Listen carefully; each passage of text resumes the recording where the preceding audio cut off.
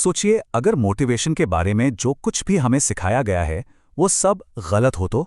Daniel pink की एक जबरदस्त किताब है ड्राइव।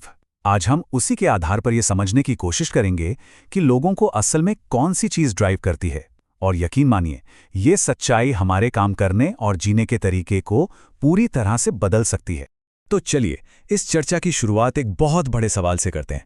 ये जो गाजर और छड़ी वाला तरीका है ना, मतलब अच्छा काम करो तो इनाम, बुरा करो तो सजा, क्या ये हमारी क्रिएटिविटी को बढ़ा रहा है या फिर उसे धीरे धीरे खत्म कर रहा है? आज इसी गुत्थी को सुलझाने की कोशिश करेंगे। असल में प्रॉब्लम की जड़ है एक बहुत बड़ा गैप। एक तरफ है साइंस और दूसरी तरफ है बिजनेस। देखिए, साइंस को तो दशकों से पता है कि लोगों को क्या चीज मोटिवेट करती है, लेकिन ज्यादातर कंपनियां, ज्यादातर ऑर्गेनाइजेशंस वो ठीक इसका उल्टा करती हैं। हमें सबसे पहले इसी मिसमैच को समझना होगा। अच्छा, इसको ऐसे समझिए, जैसे किसी कंप्यूटर का एक ऑपरेटिंग सिस्टम होता है ना, वैसे ही हमारे समाज का भी मोटिवेशन के लिए एक ऑपरेटिंग सिस्टम है।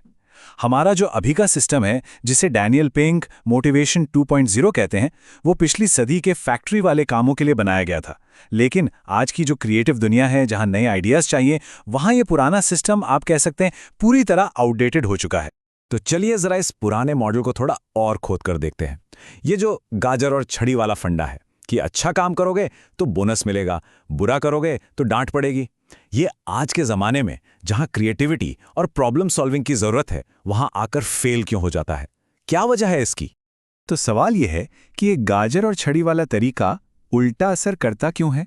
वजह सीधी सी है, क्योंकि बाहर से मिलने वाले इनाम हमारी अंदर की आग को, हमारी अपनी मोटिवेशन को खत्म कर देते हैं। ये असल में हमारी परफॉर्मेंस को कम कर सकते हैं, हमारी क्रिएटिविटी को तो मानो कुचल ही देते हैं। और हद तो तब होती है जब लोग शॉर्टकट लेने या गलत काम करने के लिए मजबूर हो जाते हैं। ये सब इस पुराने सिस्टम की बहुत बड़ी बड़ी खामियां हैं। तो कुल मिला के बात दो तरह की मोटिवेशन पर आ जाती है। एक है टाइप एक्स, मतलब एक्सट्रिंसिक या बाहरी, ये पैसे, शोहरत, स्टेटस जैसे इनामों से चलती है। और दूसरी है टाइप आई, मतलब इंट्रिंसिक या आंतरिक, ये काम से मिलने वाली खुशी और संतुष्टि से आती है। मजे की बात यह है कि हम सब इन दोनों का मिक्सचर होते हैं, लेकिन हमारा आसपास का माहौल, हमारा ऑफिस, हमारा समाज, वो अक्सर हमें टाइप एक्स बनने पर धकेलता रहता है। तो ठीक है, पुराना सिस्टम खराब है, ये तो समझ आ गया, पर फिर इसका सोल्यूशन क्या है? जवाब है एक नया अपग्रेडेड ऑपरेटिंग सिस्टम, मोटिवेशन 3.0। यह सिस्टम हमारी सच्ची अंदरूनी मोटिवेशन के 3 बहुत जरूरी पिलर्स पर टिका है। चलिए एक एक करके इन्हें समझते हैं। इसका पहला और सबसे जरूरी पिलर है ऑटोनॉमी। हिंदी में कहें तो स्वायत्तता, मतलब अपनी जिंदगी को खुद चलाने की, अपने फैसले खुद लेने की इच्छा। यह हम सबकी एक बेसिक ह्यूमन नीड है कि हम अपनी लाइफ के ड्राइवर सीट पर हों, ना कि बस किसी के ऑर्डर फॉलो करते रहें। अब ऑटोनॉमी का मतलब क्या है?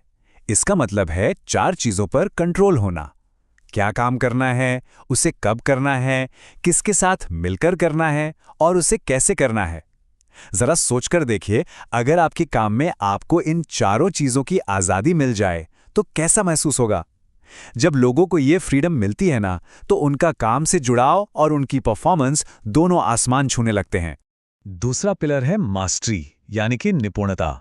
ये हमारी वो अंदरूनी इच्छा है कि हम किसी ऐसी चीज में लगातार बेहतर होते जाएं जो हमारे लिए मायने रखती है। ये सिर्फ किसी काम में अच्छा होने के बारे में नहीं है, ये उस काम में और बेहतर होते जाने के सफर के बारे में है। हाँ, ये मास्टरी का रास्ता बिल्कुल आसान नहीं है। इसमें बहुत मेहनत और जबरदस्त फोकस लगता है। एक ऐसी स्टेट जिसे फ्लो कहते हैं। ये एक ऐसा सफर है जिसकी कोई मंजिल नहीं है, मतलब आप इसे कभी भी 100% हासिल नहीं कर सकते, एक एसिम्प्टोट की तरह। और शायद यही बात इसे इतना दिलचस्प और मोटिवेटिंग बनाती है। ये इस विश्वास पर टिका है कि हम कोशिश करते रहेंगे तो हम हमेशा बेहतर होते रहेंगे। और अब आता है तीसरा और शायद सबसे पावरफुल पिलर, पर्पस, यानी कि उद्देश्य। ये सिर्फ इस बारे में नहीं है कि हम क्या कर रहे हैं या कैसे कर रहे हैं, ये इस बारे में है कि हम वो काम क्यों कर रहे हैं। ये उस काम को करने की इच्छा है जिसका कोई बड़ा मतलब हो, जो हमसे भी बड़ी किसी चीज में अपना योगदान दे रहा हो। आप पर्पस को एक एम्पलीफायर की तरह समझ सकते हैं। ये ऑटोनॉमी और मास्टरी दोनों के असर को कई गुना बढ़ा देता है। जब हमें ये एहसास होता है कि हमारे काम का कोई मतलब है, वो मायने रखता है, तो खुद ब खुद ऑटोनॉमी और मास्टरी पाने की हमारी चाहत और भी मजबूत हो जाती है। और यही वो चीज़ है जो हमें बेस्ट परफॉर्मेंस और गहरी संतुष्टि देती है। तो चलिए अब इन सबको एक साथ रखकर देखते हैं।